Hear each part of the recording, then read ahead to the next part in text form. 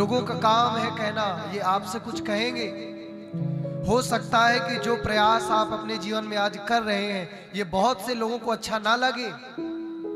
जो क्रिया आप अपने जीवन में कर रहे हैं बहुत सारे लोगों को अच्छी ना लगे, लेकिन जिस कार्य को करने की, जिस क्रिया को करने की आपके अंतःकरण में भगवत प्रेरणा हुई है, उस क्रिया पर आप सतत प्रयासरत रहें।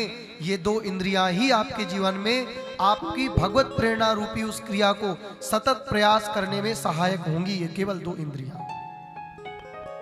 मैं देखता हूं प्रत्येक वर्ष, प्रत्येक महीना, प्रत्येक दिन नए संकल्प जीव लेता है, नए लक्ष्य तक जाने की तैयारी जीव करता है, नए उत्थापन के लिए व्यक्ति प्रयास करता है। माँ भी करती है, बेटा भी करता है, बेटी भी करती है, सब करते हैं। यहां तक कि मेरे ठाकुर जी ने भी कल किया। संदेश मिला श्रुत्वा गुणान भुवन सुंदर श्रृणवतांते। कुंदनपुर से संदेश आया ब्राह्मणों के द्वारा। ठाकुर जी तुरंत रथ पर बैठे और माता रुक्मणी का हरण करने के लिए चल दिए। प्रयास किया, बैठे नहीं, लेकिन वो पर ब्रह्म परमात्मा है। बिनु पग चलई सुनई बिनु काना।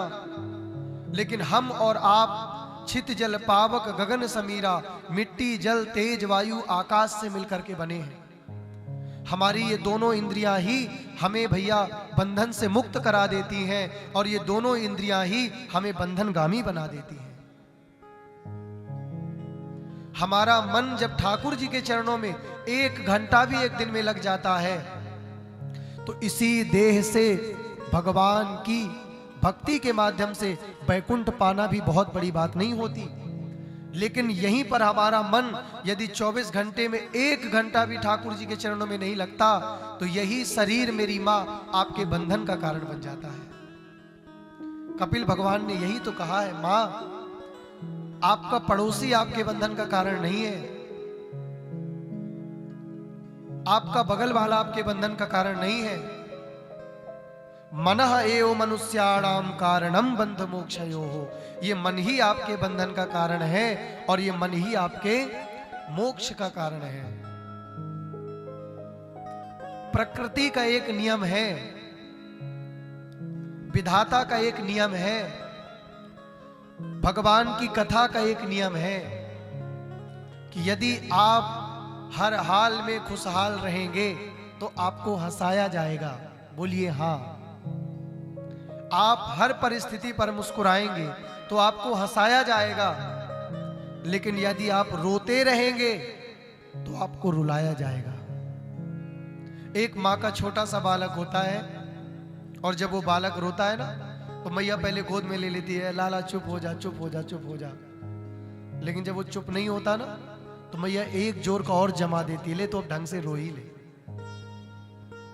मैया जमाती है नहीं, जब भैया जब हलाते हलाते डुलाते डुलाते परेशान हो गई माँ, अब चुप ही नहीं हो रहा है, तो एक मैया जोर का जमाती है खाने भर के लिए, ले अब ढंग से रो ले। फिर अंदर से पिताजी चिल्लाते हैं, काई को मार दियो लाला है, तेरे काम धाम ना है, लाला ही जरूर छोरा पीटती रहे। और वहीं पर यदि एक बालक मुस्कुरा रहा होता है तो मैया गुदगुदा के जोर से हंसाती है, खुश हो जाओ। तो यही प्रकृति का नियम है सज्जनों, ध्यान से सुनिएगा।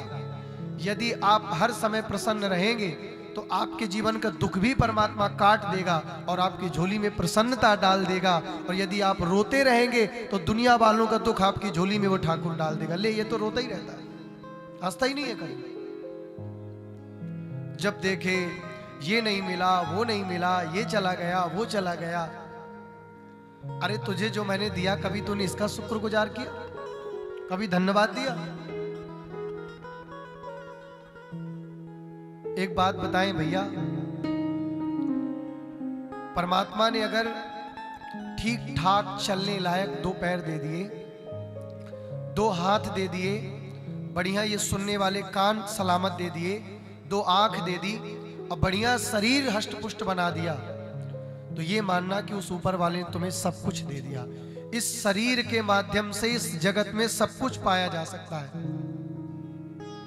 रोना मत रोया करिए, यदि सुंदर शरीर मिल गया तो प्रयास करिए।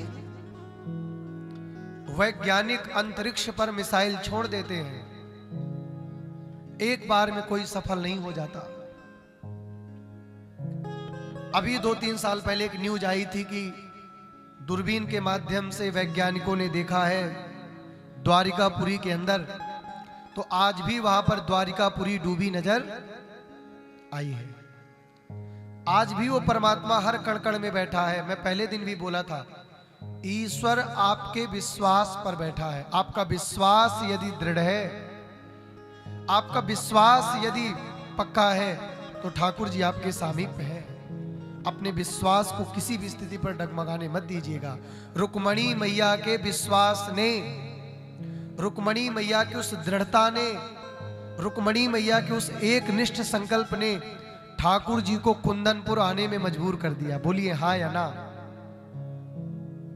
उनका एक विश्वास ही तो था। ऐसा नहीं कहा कि मैं आपको इतने लाख दहेज दूंगी, या मेरे पिता इतनी बड़ी तैयारी करके भीष्मक राजा बैठे हैं कुंदनपुर में, इतने हजार बररातियों के लिए स्वागत है। कुछ नहीं। और आज भी ऐसा ही हो रहा है। जो व्यक्ति जिसकी गरीबी से रीझ जाता है, फिर वो नहीं देखता कि व्यक्ति क्या है, उठा करके उसको राजघराने में ले आता है। रुक्मणी मैया ने पत्र में ये नहीं लिखा था कि मैं इतने बड़े भीष्मक राजा की पुत्री हूं, इतना मेरा स्टारडम है, इतना मेरा राजकुल घराना है, इतने मेरे भाई हैं। नहीं, क्या लिखा था? केवल श्रुत्वा गुणान भुवन सुंदर शृण्वतान्ते। हे ठाकुर जी, मैं भीष्मक राजा की पुत्री कुंदनपुर में रहती हूं, और जब से मैंने आपके बारे में सुना है, तो मेरा ये अंतःकरण आपको पति रूप में मान चुका है। मैं आपको पति रूप में स्वीकार कर चुकी हूं। आप आइएगा।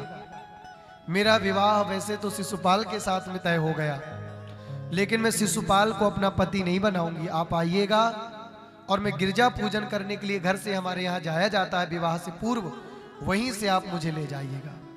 ठाकुर जी ने क्या देरी लगाई? ठाकुर जी ने समय लगाया?